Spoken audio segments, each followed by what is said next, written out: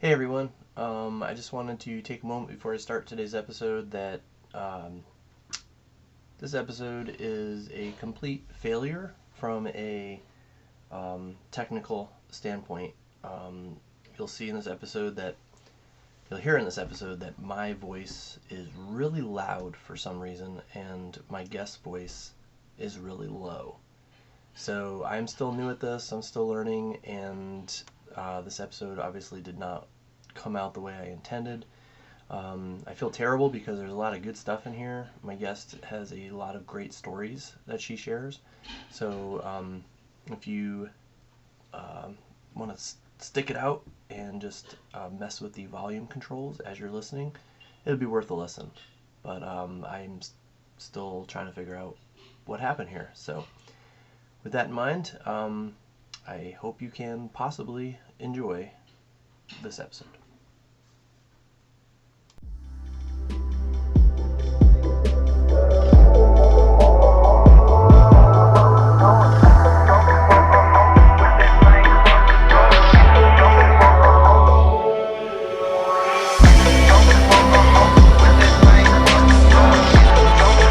Hey there, Blue Jackets fans. Welcome to Boom and Gloom, where we talk about the boom, the good, and the gloom, the bad, of Columbus Blue Jackets hockey. I am Anthony, and you might know me as Whaler Jacket in all those social media circles, and I am Ohio's longest suffering hockey fan. Now, every few episodes, I like to explain that comment for any new listeners out there. So, real quick, I'll explain what I mean. Before I became a Blue Jackets fan, I grew up in Connecticut as a fan of the Hartford Whalers, and they were bad. They only won one playoff series in their history, and it came when I was 9 years old. So I was just becoming a hockey fan, and I hardly remember it. So I moved to Ohio permanently after attending Miami University, and the Whalers left in 97. I graduated in 98, and the Jackets arrived in 2000. So not only have I only seen one playoff series win for my favorite team in my entire adult life, but I've also had my team ripped away from me, moved to another state, and renamed. And something else I never mentioned before, as I said, I'm a proud graduate of Miami. Not only have they never won a national championship, but I forget what year it was, but they were up by 2 goals in the national championship game with 1 minute to go and lost. And I was also a fan of an AHL team called the New Haven Nighthawks.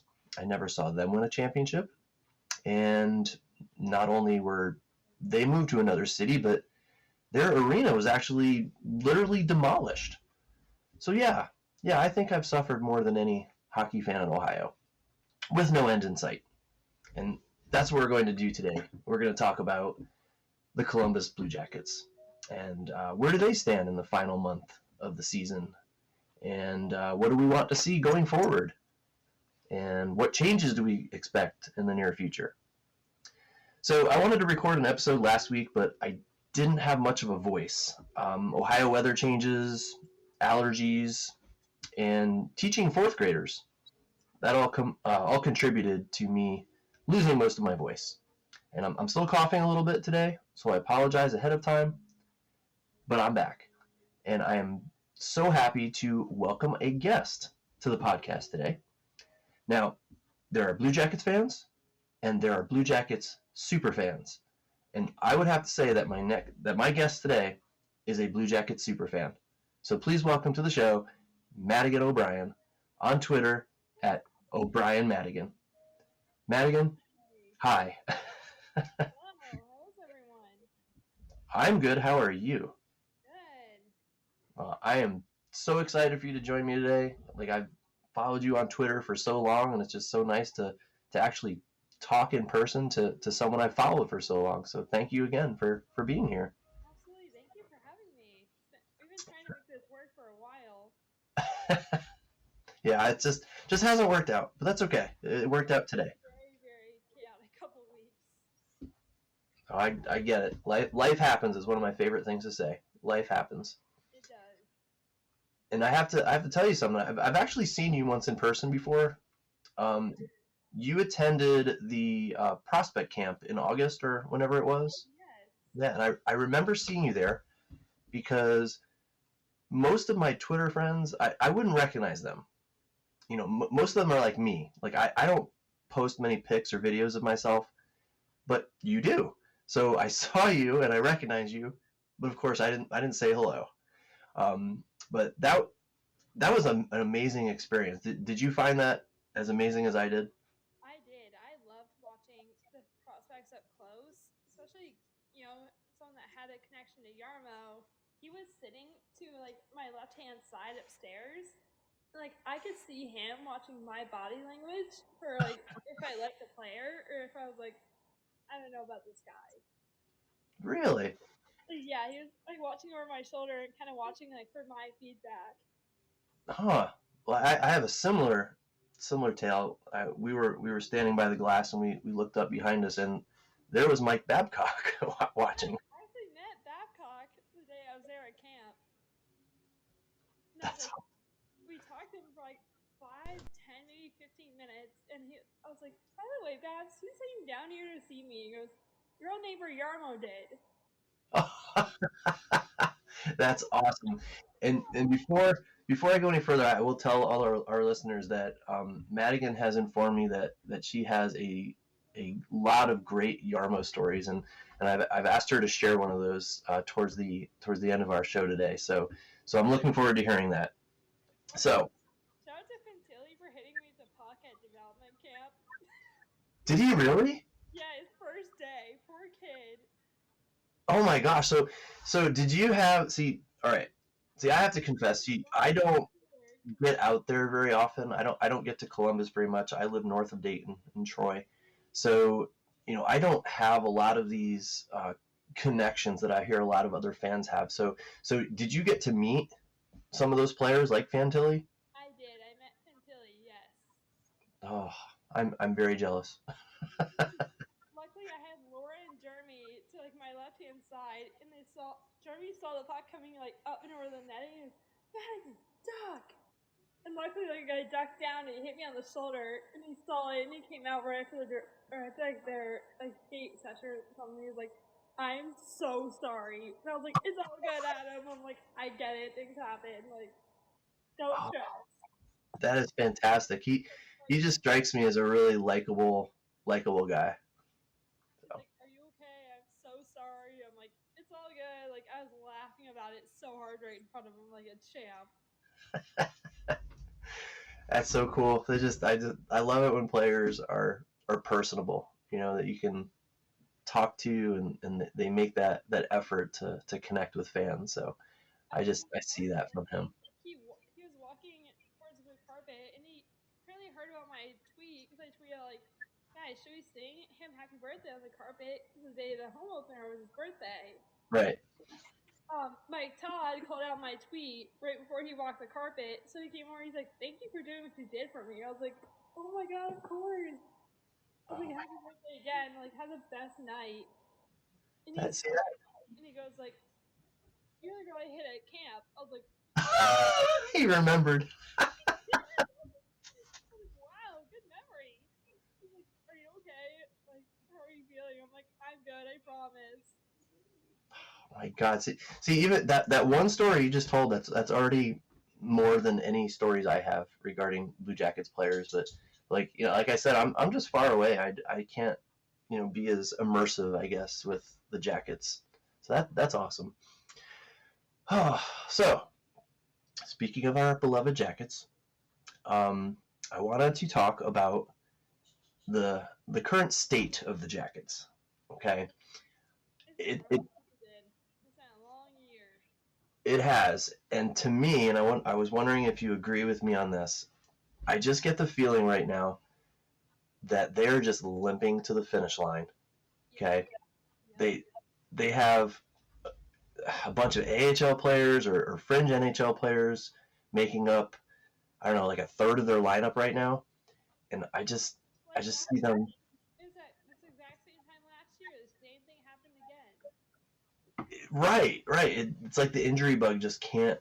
stay away from this team right now. Again. So I'm hoping that when the team starts finding some sustained success, they'll also find some sustained health. Oh, I hope so. This injury bug has been made for a brutal year. Yeah, it has. It was, and looking back, I mean, I guess I could say I had higher expectations, I did too. but I did too. I had them at top five in the division last season, into the season. yeah, and I mean, it just didn't work out. Let's just say that. But No, I have this feeling though, and I know we. It seems like we're told this every year. Like the future is bright. The future is bright. I was gonna bring that up, but brick by brick, like things are gonna get better, like one step at a time. Like future's bright, and I'm like, I'm so sick and tired of this. Yes, I am too. But do you feel that this time there is actually some truth to it? Do you see some light at the end of the tunnel? I mean, it depends on who they plan on bringing in as a new GM because that does make me very nervous. Yeah, I can see that and I can't even tell you some like potential candidates that that I think would be great for the Jackets. I can't comment too much about the GM search. I know there I've heard a lot about Matthew Darsh, but he's really the only person that I can comment on. So yeah, it all boils down to who comes in and what approach he or she takes to it. Like, what is it gonna take with Pascal Vincent? Wait, say that again. What's it gonna take for Pascal Vincent to finally have a consistent lineup and know what he's doing? Because I was there for the shootout the other day against who was in Nashville, and he puts out Johnny who whiffs in the shootout, and I'm like, if I'm an assistant coach, I'm looking at him and be like, look at who your scorers were today, and maybe try them again to see if they have the same luck. Well, now that you bring that up, I think that would be a nice segue to one of the other things that I want to talk about, and that is, what do we want to see out of the Jackets during this final stretch of the season? And and I think what you said plays a part in it is the decisions that Pascal is making. I think that I just think that I question a lot of his decisions. Is basically what I'm saying. So do I. Like, I'll be following games on when I'm out of town. I'm like, what is coach doing? Yes. Um, my big thing, and you can tell me if you agree or disagree on this, but my big thing is how he is handling ice time. I I don't agree. Well, all right. Let me back up a little bit. All right. So what I think should be happening right now is, they're professional athletes. They're a professional hockey team. They should be trying to win every game. Okay. I do not agree with tanking. They need to be trying to win every game. I'm one of the But fans that will condone you for rooting for your team to lose. Because to me, that shows you're not in it for them. You're in it for your agenda. okay. So Like, I don't want to see fans rooting for their team to tank or to lose. Because, like, yeah, that's not cool. it is not cool at all. And here's what I want to see. Okay, so I want to see them trying their best to win every game, but I want to see Pascal using more of his entire lineup to do it. Like give some of the inexperienced players the chance to try to win those games. Put them in the position to try to win. And if you don't win, oh well, we're not making the playoffs. It's not the end of the world. Like, let's experiment with what we have. Yeah, and I just don't get it. And Aaron Portzline brought up a really good point. Is that Boone Jenner keeps getting the most ice time, and I love Boone and I admire him. His biggest fans. Yeah, but Actually, during Cap City, he came around to the autograph alley and he asked me me if I renewed my season tickets because he knew I have season tickets. He's like, "Where are you sitting?" Because he scored in front of me at the national game, and he turned and he saw me like jump up for him, and he was like, "There she." Like he was talking and texting about me, and I was like, "Oh, like who's talking about me?" I'm like, "Oh God." Who are you? Who are you? You you have this connection to all these players. I love it. I'm so jealous. Oh my goodness. But anyway, so with Boone, he's getting a lot of ice time, and historically he's had injuries. So with whatever we have left, 10 games left in the season, wouldn't this be a good time to cut back? Wasn't it? 11 Say it games. again. I think it's 11. 10 It's plus. 11. Okay. So wouldn't it make sense? And again, tell me if I'm wrong here, but wouldn't it make sense to cut back his ice time? Not a lot, but just a little. Like I think he's at like 23 per game. If there is a nagging injury, I don't want him to over push it, Yes. cause it to linger more. And give those extra few minutes of ice time to another player, to a younger player. Starting to limp, and I was like, uh oh. Like it looked like he was kind of starting to slow down. I'm like, oh no, like that's not good. I don't know. So that's my take on Pascal.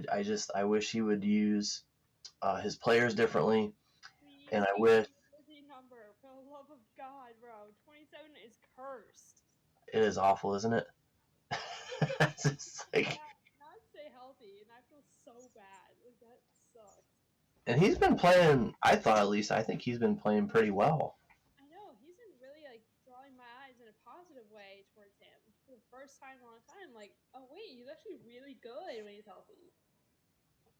I would just can't stay healthy, and it was the weirdest thing too. It wasn't even like a normal hit or something. He got crushed into a referee. I know it was such a weird hit when he went down. I'm like, oh god, please no, not the ACL.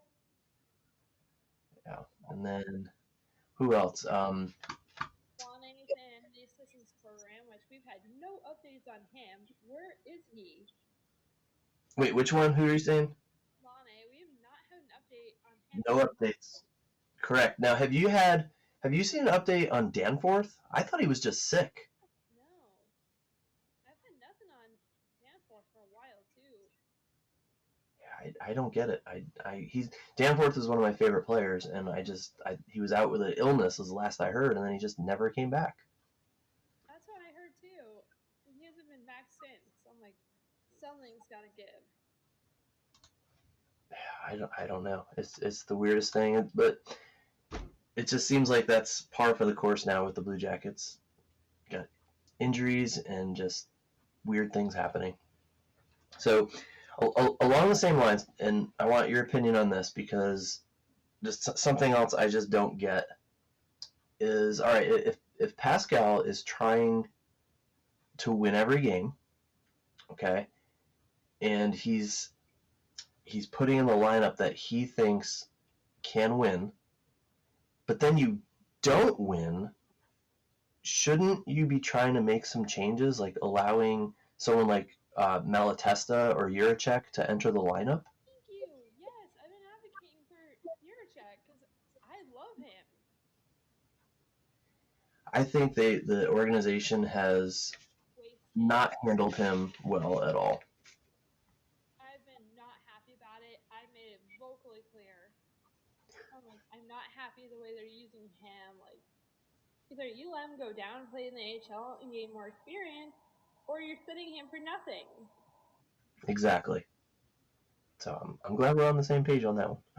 I personally am a big fan of Juracek. I love his two-way game, so I'm like, now I'm to see him get the chance he deserves. Well, that's the thing. I mean, now with no playoffs in sight, I mean, you might as well give him and others the experience. Like, okay, Trey Fix-Wolanski, he's been up now for several games, and honestly, he hasn't made that much of a difference. No. So send him back down and let's see somebody else. Give someone else a cup of coffee in the NHL and see what they bring to the I table. was at the my boyfriend at the Kosai area, and we were praising Trey right in front of his parents, not realizing like it was them. And I was like, when we realized it was them, I was like, oh my goodness, these my parents, like that's wild. It's the fact that we're just like casually walking on the concourse. Huh. They were just That, like casually walking around, like no security around them. I'm like, wait, this is weird.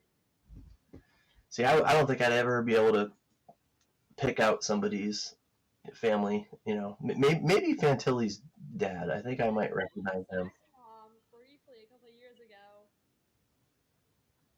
Like me and my friend, I think it was Ian, met Zach's mom a couple of years ago. He was so sweet. It was so fast. Huh. Like we were at the back table by the family and friends entrance. I know where that is because Jarmo has snuck me up there before. And like we were eating, I think like pizza or something. And like she came down. She's like, "Hi guys, everyone enjoying the game. Like, how is everybody?" I'm like, "We're good. How are you? Like, enjoy the rest of the game." And like I didn't realize it was his mom. So like I saw Amy Jones' story at the time. I was like, "Oh, that was Zach's mom." I was like, "Oh, hello." That's awesome. See, that's what I mean. You have all these cool stories. I don't have anything like that. So, all right. Well, I would like to move on to our next little segment here, and I want to do it's. I wouldn't call it a game, but like an activity. I Okay. want to call it locked or unlocked. Okay. So I want to give you some Blue Jackets players who I think next year are locks to be on the team. Okay, we have a new GM coming in, so we know there's going to be some changes, Yeah. but these are the players that I think are going to be locks. So I want to see if you disagree or agree or disagree. And then I'll also throw out some names after that of some players who I think are not locked, and then we can go from there. Okay. All right. So, all right, here are my list of locks. Okay, these are the players that I think the new GM will not trade, will not get rid of. They will be on the team next year. Here I go. All right, Johnny Gaudreau, Yep. Adam Fantilli, Yes. Chinnikov. Yeah, I can see what you're saying. Okay, Voronkov.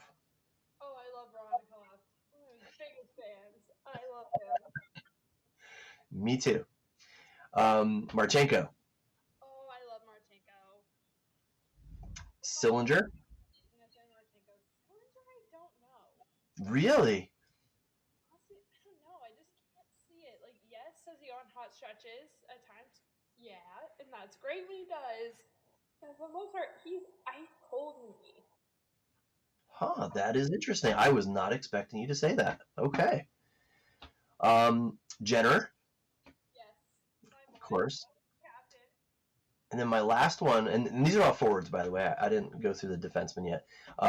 My last forward, who I think is a lock to be on the team next year, is Corrali. I love Crowley. Yeah, he brings a veteran presence, and he has been on winning teams.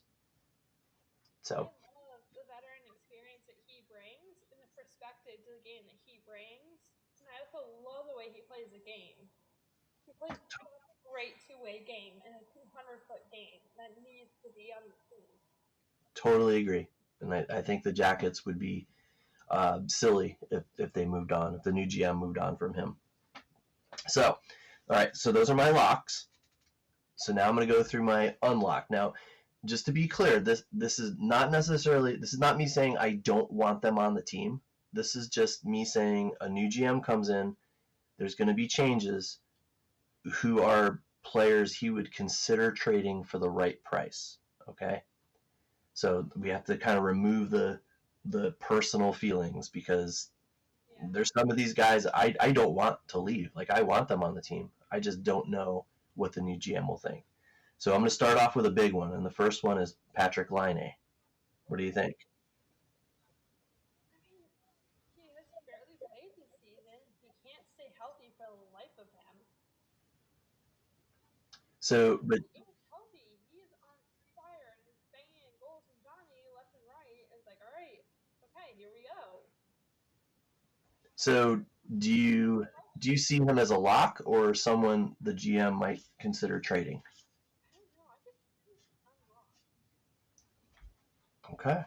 See, my feeling is the new GM is going to have to take a very hard look at how everybody fits into the lineup and their value to other teams. Like, can this new GM trade this player and get a better piece in return, or a piece that fits what he wants to build?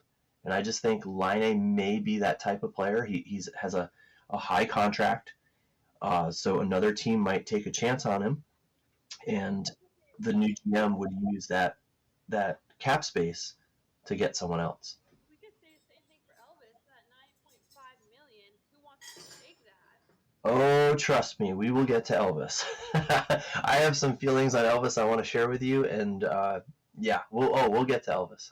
All right. Well, my next forward. What do you think about Kent Johnson? I love Ken when he's playing. He plays really well. He draws my eye positively. See, I think he has a ton of potential, and He just needs to be coached the right way. yes, I agree with that as well. So, but I'm thinking again, new GM comes in, he might think, So, well, I think we're gonna get something. We're gonna trade Kent Johnson, get an excellent piece for what we're building, and because he has so much potential, we're gonna get some high value in return.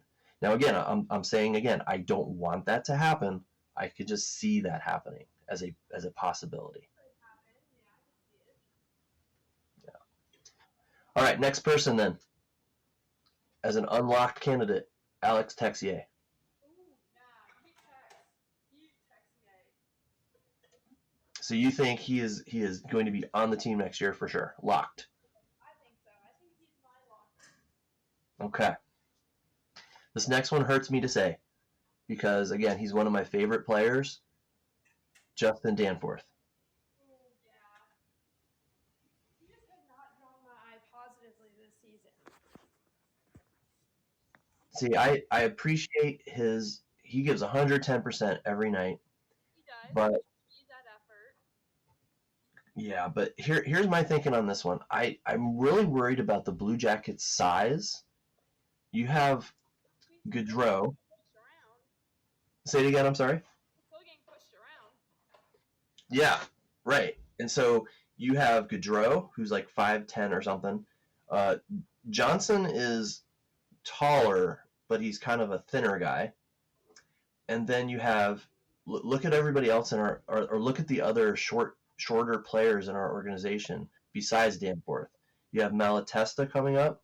You have Trey Fix-Wolansky. I have trouble saying his name, and you have Gavin Brindley, who are all undersized forwards. So it just makes me think a new GM might want to get some size, and Danforth would be a prime candidate to trade. I mean, yeah, Danforth really has not gotten my attention positively this season.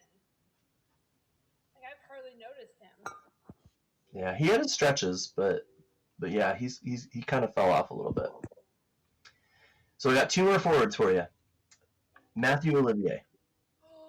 Oh, you cannot trade that man. No, you can't trade. See, again, that's how I feel. I want him back. I've actually gained more and more respect for him lately. He's I earned want him back on this team. I just don't know if the new GM will keep him. I love that he doesn't let the guys get pushed around. Like he's there to answer. He's what we need. Absolutely. And like I said, I want him back. I just don't know if he's a lock. I worry that the new GM will trade him for, a similar player. So, all right, my last one, All right. Alex Nylander.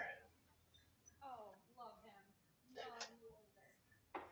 So do you see him, what we're seeing right now, do you see it as kind of a flash in the pan, or do you see it as we gave this guy a change of scenery, we have given him confidence, and he has embraced that, and we're going to see continued success for him? I think it's going to continue success. I think the change of scenery was overdue, and love your optimism. I love it. I wish I could agree, though. I wish. I'm hoping, but I look back at how many times have the Jackets traded for somebody like this, and it has panned out. And the only one I can think of is Sam Gagner. I actually met Gagne. I'm not surprised. You have all these stories. I love it. That was my 14th birthday. Jarmo set that one up for me. Oh man, we're good. I'm really anxious, really eager to hear about your Yarmo stories here, but we've got a few more things to talk about. Okay, so I'm just going to kind of group everybody together for this next one. Just thinking about the defensemen, who do you think are the locks to be here next year, and then who do you think the new GM might trade? I think Zach is a lock. Agreed.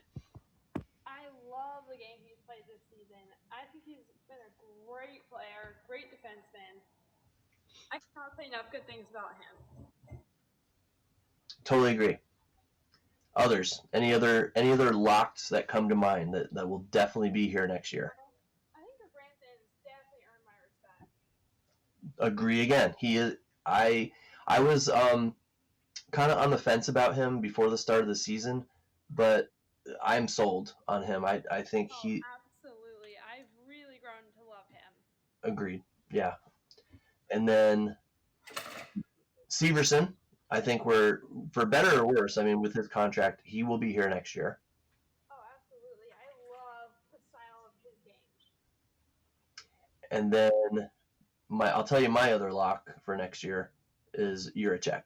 He will be on the team next year. Yup. I love Juracek. So that's four defensemen right there. So my unlocked, who I think a GM coming in may decide to trade, is Provorov, Boqvist, and Bean. Ooh, Bean I could see. Okay. He's a restricted free agent, so we'll have to see how that plans out. Boqvist, like we've talked about, he has played well this year. He just can't stay healthy. Oh, that's going to be a big issue going forward is staying healthy. Yeah, and then with Provorov again, he's got a year left on his contract. I'm thinking, depending on what the new GM wants to do, I think he might be a candidate to move out. All right, final final topic, I guess, is goaltenders. And I'm just going to put it out bluntly. What I see happening is Tarasov is staying and Merzlikins is going. Oh, I've said it time and time again to Kyle. Taylor, you can ask him. How many times have I said it that it's going to be time for Elvis to go? Yeah, and I don't know. Do you ever listen to Aaron Portzline's podcasts? I do. I've met Porcelain through my old high school's journalism program. Cool. Well, I listened to his podcast, and in his last episode, he made it seem like it was a foregone conclusion. Like Elvis is as good as gone. So I put a lot of stock in what he says. Like, I try to be empathetic towards him because of the accident, but it's been time to put up or shut up for a while. Yeah, And and not maybe eat crow. that's true, right? I've been very, very hard on him, and he knows this. I told him last summer, like, I'm rooting for you. Prove me wrong. And he hasn't. Like, I told him I was rooting for him, like, good luck this season. Because some fans online at the draft party were being very horribly harsh towards him in person. Really? Oh, yeah. I heard That's some terrible. nasty stuff said in front of me. And I was like, That's God. horrible. I know. I was like, back off. I was like, good guy. Is this a guy just lost his best friend? Like, back off. Yeah, that's not right. That's yeah. So I told him, like, It's good a luck. shame. I'm rooting for you. Like, have a great season. And the thing is, I would say that as a whole, our fan base, the Blue Jackets fan base, is a very good one. Like nice people, great fans. But no matter what fan base you look at, you're always going to have some bad apples, and unfortunately, I think maybe that's what you saw. Unfortunately, this season, fan behavior has crossed such a personal line that I think we need to learn. Do you think it's a product of just frustration? Oh, absolutely. Like, I get the frustration. I do. Someone's been here for 16, going on 17 years. Like, I'm frustrated, yes, but don't be taking it out on the players. Like, they see and hear more than you guys think they do online. And it's just be civil, just be respectful. And I just don't. Some That drives fans me have been nuts. very, very verbally harsh towards the guys in person at events this season where I'm like, nah, like, back off. And that's just not right. But I will also say though that I think winning will take care of a lot of that once the Fortunately, this season, a lot of people show their true colors. this Especially not when Yarmo got fired, a lot of you who know me and know my relationship with Yarmo were celebrating all over my Twitter timeline. It well, wasn't just me, where you knew I could see it. yeah. Uh, you had mentioned Kyle and the artillery, and I want to bring up something he said. I hope he doesn't mind something that was mentioned on the artillery podcast. But concerning Elvis, I thought, and I forget who it was on that podcast, but I think they had a very interesting suggestion regarding Elvis. They said, "What if we packaged Elvis and our number one pick as part of a trade?" And That the could idea, work. I could yeah, see that. the idea was that we already have a pretty stocked prospect pool. Everybody, all the higher ups, all the websites that do the rankings, they all rank us, every one of them, in the top three. So what we really need now is solid veteran presence and cap space. So why not trade our number one pick to a team that really wants the pick? And it's like, but if you Yeah. really want it, you have to take Elvis and his terrible contract off our hands. Something like that. Oh, yeah. So I just thought that was a fantastic idea, and I was like, wow, I want Yeah, to talk I'm about on that board on with our that. podcast. I'm on board. Yeah, I think that might be the way to go, and I kudos to that podcast for suggesting that. So And the way they go about it is super, like, respectful. They don't shove it down people's throats. yeah, The other definitely. podcasts do shove, like, Elvis trades down your throat, want him gone, target him. Hmm. No, I think that was a great idea. The only other option is if it's not a trade, it would have to be a buyout, and that kind of bothers me. That's a lot of money to be paying a player to not play for you.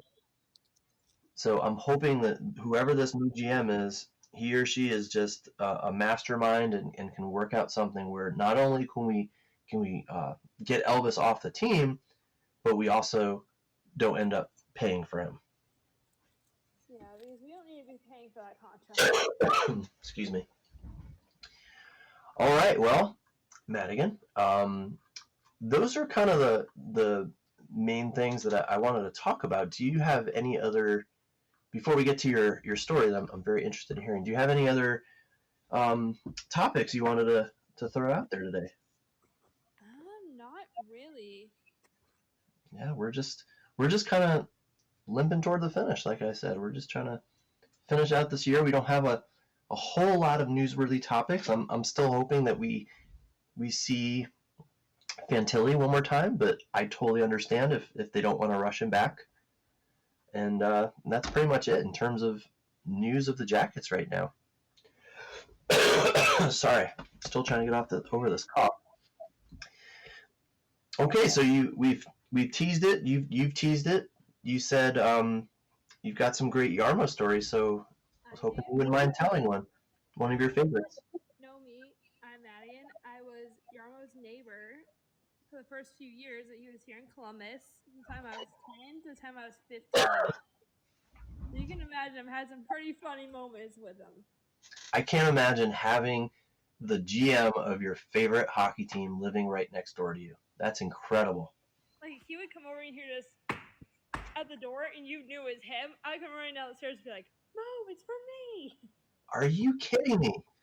And he would That knock is, at my door, and it'd be like something autographed every time, and I'm like, oh, "Not for me!" Like, move.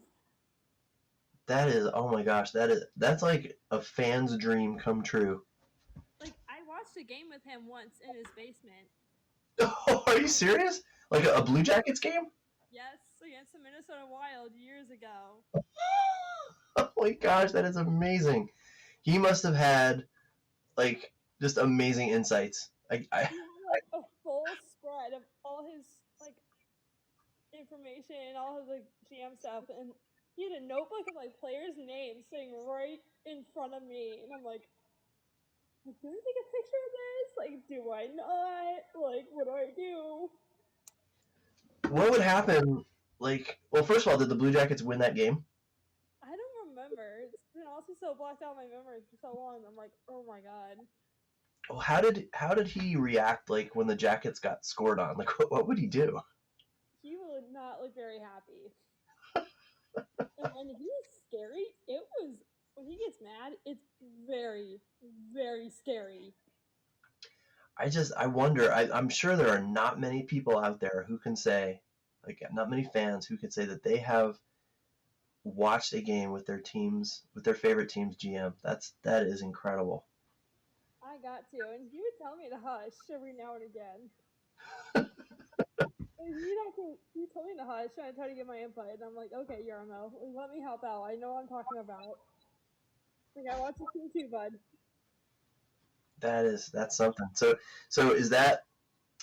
Do you consider that one of your stories, or is there something like? Is there another uh, type of story that you could share with us? Ooh, I had one when I was 14 or 15. Dubinsky, we were at like this barricade for meet and greet, and Dubinsky tried to make a beeline for the door, and Yarmo was like, went and got him, and was like, dude, get over here right now. Like, that's all you need to meet.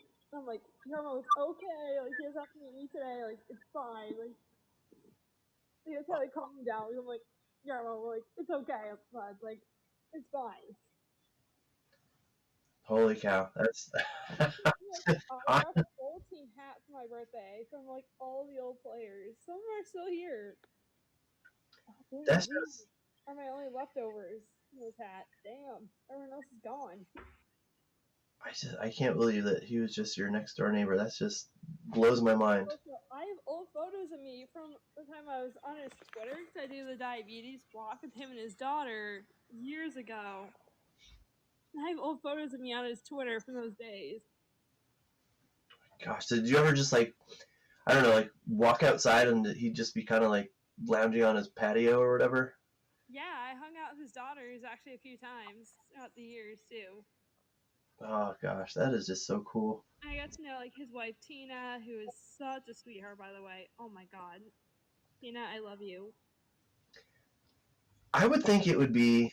I'm trying to put myself in your shoes here, and I would think I would probably have a hard time living next door to my favorite team's GM. I probably wouldn't be able to keep my mouth shut about things. No, You we know, are always talking hockey. Like if anyone's ever around us, we are always talking hockey and just shooting our shit. did he like ever? I don't know. I know it's not. I mean, he's the pro. You know, he's the paid professional GM. But did he ever like ask you like what you thought of players or anything? Sometimes, yeah, actually. Oh my gosh. My sister's graduation party, 2015 or so, 2018.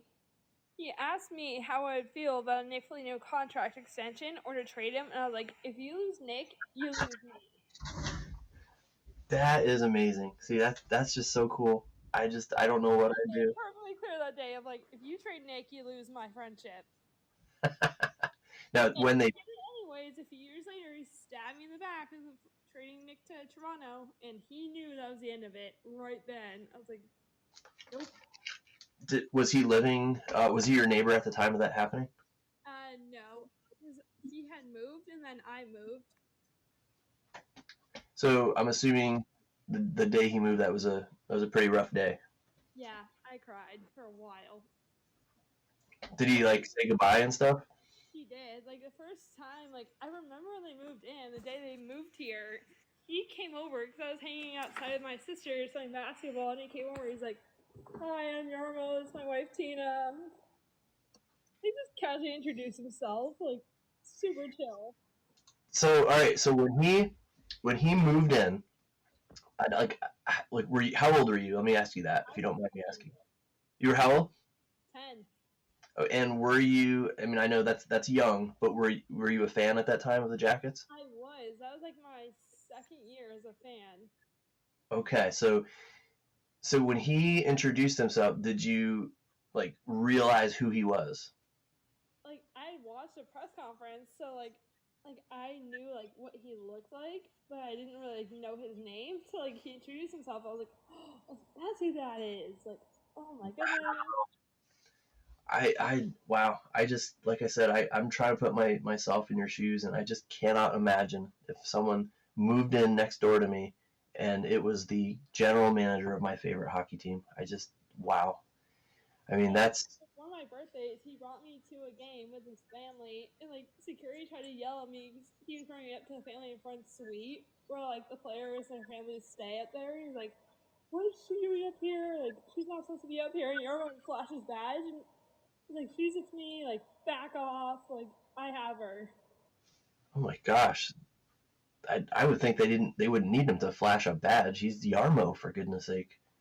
No, yeah, Huh. they actually like require you to have like some sort of security like, clearance on them to get up there. Wow. That is something. Oh, Yeah, I met I think it was Newsie's wife. Horton's wife was up there too at the time, which was so funny.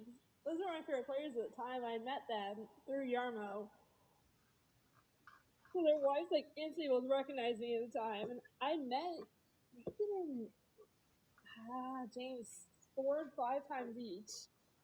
okay. My name. It was Man, so funny. Like the players start recognizing you because they know you're with Yarmo. They're like, "Oh, that's like, oh, hey, you." I'm like, "Hi." man, that. Okay, I have to ask. You realize how lucky you are, right?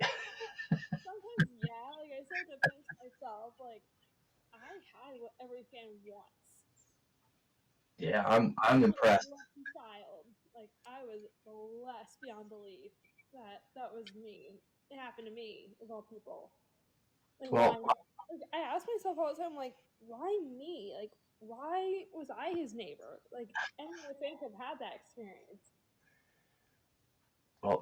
following you on Twitter, like I knew you had good connections, but wow, I had no idea that you were that connected. That's amazing. I am so impressed right now. He also helped my older sister recently get a job with Florida Everblades, which is a AHL team for the Panthers. He sent her recommendation letter to them to help her get hired by them. Oh my gosh, that is so cool. Also, for my 20th birthday, he was texting my mom, like, where is she sitting? Who is she with? What is she wearing? Because he sent down, like, a custom gift bag with a team signed jersey, a polo, stickers, a poppet. I was like, what the hell? He's like, yeah, no. You went to town on me, man. It was over like $200 and stuff. I'm like, Jesus Christ. Like, what Oh, am I that's supposed to do awesome. with this? So my fans have to hate me. So I have a great idea for you. I think the next time you talk to him, you should be like, hey, there's this guy I know, he does this podcast, and you should definitely email him and say hi to him. The amount of times I've actually had people ask me for favors when like someone would tell them I know Yarmo. I had so many people ask me for favors. Oh, I bet. I'm only kidding. I wouldn't expect Like that, I know you but are that's so really people cool. were like, can you do like can you say this and this to him for me? I'm like, I could try to get in his ear, but no promises. Well, But man, that me. I will say it again. I'm very impressed, and I'm very happy that you were willing to excuse me, share some of that with us. We're Yeah, me and my sister's back gloves since Sochi Olympics years ago, and unfortunately lost those. aw, I know. I'm so mad. I'm like, I wish I would have kept those because those are like prized possessions. Oh my goodness. Like Well, they like set up like meet and greets and stuff for me as the players. Like some of them are starting to like know my name because it's Yarmo. So I'm like see, that's so cool.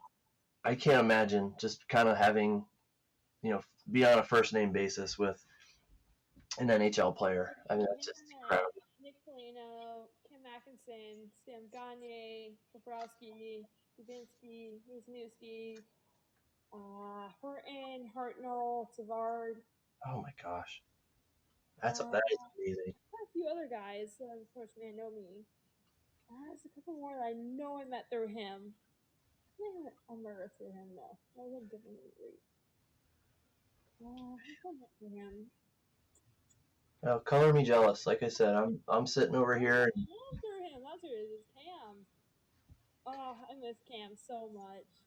I was able to say hi to him once. My son got to do one of those games in between periods with his youth hockey team, and Cam was injured at the time, and I remember walking by him and David Savard, and I said hi to him and mentioned that my son was also named Cam, and so he's like, "Oh, hi, Cam."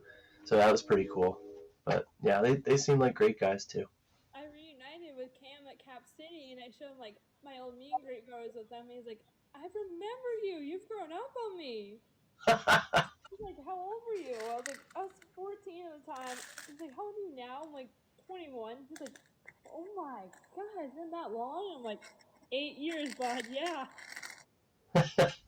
I I hope that all right, there's two people who I would really like to see come back to the organization once their playing career is over, and one is Cam Atkinson, and the other is Nick Foligno. Like I really hope Nick, they come back. 100%. I will advocate for the rest of my life. Yeah, I mean whether it's as a coach or as a just an employee of the team in some way, I would love to see them come back. I'm so happy Rick came back. Oh my god, that was a big one for me. He said Rick came back. I was beyond belief happy. I was indifferent about that. Like I That was my was first favorite player ever, so I was thrilled to be there for his jersey retirement. Like, that meant the world to me to be there. I kind of, I mean, I always I was a fan of his, and then when he left, kind of the way he left, just left a little bit of a bad taste in my mouth towards him. Yeah. So, so I Um, was just indifferent on him coming back. Ever I met Jack Johnson, I had asked him like, "Are you enjoying your time here in Columbus? Like, how's everyone treating you? Like, has it been great being here?" He's like, "Yeah, I'm enjoying my time in Columbus." And when he left for Pittsburgh, he's like, "I'm so glad we have Columbus." Oh, that's just not right. Shame on him. Why the 14-year-old me? Like me and him, luckily, like we saw each other at Cap City. We talked things out. He apologized. He's like, "I'm so sorry for the way that came across. Like I did not mean it that way." Oh wow. He's like they just phrased it really weird. Like I did not mean it in that context towards any of you guys. Like I appreciate that he said something. He was like he went out of his way to like pull me aside and be like, "I am so sorry. Do you remember me?" Which is nice. Well, that brings me to one more point here, because we're coming up on an hour here, and I try to keep podcasts, relatively short, we'll say. But um, one of my previous guests actually suggested this. Mark, he said he had a suggestion that one day we should just do a podcast where um, I don't have any plan or notes. We just get on a bunch of Jackets fans and we just get on and just talk about the Blue Jackets. Oh my god, I would love to share my stories with other fans. Like, Well, I was gonna say I think you'd be perfect for if we have that kind of episode. I think you'd be perfect. absolutely, I'd be so down. Well, I will definitely keep you in mind for that. And with that, I think we're gonna wrap things up for today. So before I go, Madigan, any other closing thoughts before we pack up? Um, Follow me on Twitter at O'Brien Madigan, Instagram at Madigan O'Brien, TikTok same thing, Red same name.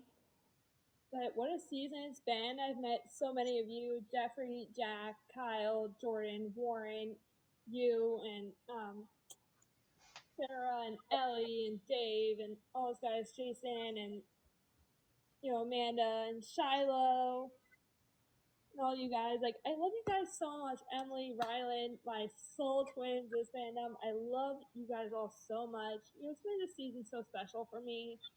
Thank you for everyone who's been so kind to my boyfriend, bringing him in such open arms and so supportive of us. It means the world to us. So thank you so much. And I hope to meet some of you guys too someday. I don't get to many Jackets games in person. It's just a travel thing and a cost thing. So it's a little less than an hour and a half for me to get over there, and it is costly. But I do hope to start making it over to some more games next season. And when I do, now that I've established this podcast and have connected with some of you, I'm hoping that I can see some of you in person someday. So Notori, Riley, Lindsay, and the girls, and Caitlin and Eli. I love you guys so much. I'm so glad I met you guys this season and reunited with all of you guys. Thank you to everyone that's made this season what it's been, despite nice product. You guys have been such incredible souls, and I know all this can be very dysfunctional, but I would not change the second family for the world. now, if I listed off names, I would have like 2 people. So I won't. Instead, I will just say, Madigan, thank you so much for joining us today. And she gave her social media information. I will give mine. I'm at Whaler Jacket. You can find me on Twitter and Instagram at that name. And I hope you guys enjoyed listening to us talk today about the Jackets. If you have any questions or ideas for future episodes, or if you would like to be a guest sometime, I'm always looking for new guests, new people to talk to. Hit me up. Hit me up on Twitter or send me an email, and we'll make that happen sometime. So, Danny, before the episode ends, Danny, I love you. You are literally one of my best friends as fan base. One of my soul twins. But thank you so much for having me. What a special episode it was. What's that about? Say that again. What a special episode it's been. I agree. Great. To get to share my story publicly for the first time was and cool. and please understand, like I'm still. I mean, this is episode 16, but I still consider myself a rookie with this whole podcast thing. I'm still learning as we go. So I appreciate you coming on and giving it a shot. So thank you for having me. This has been great.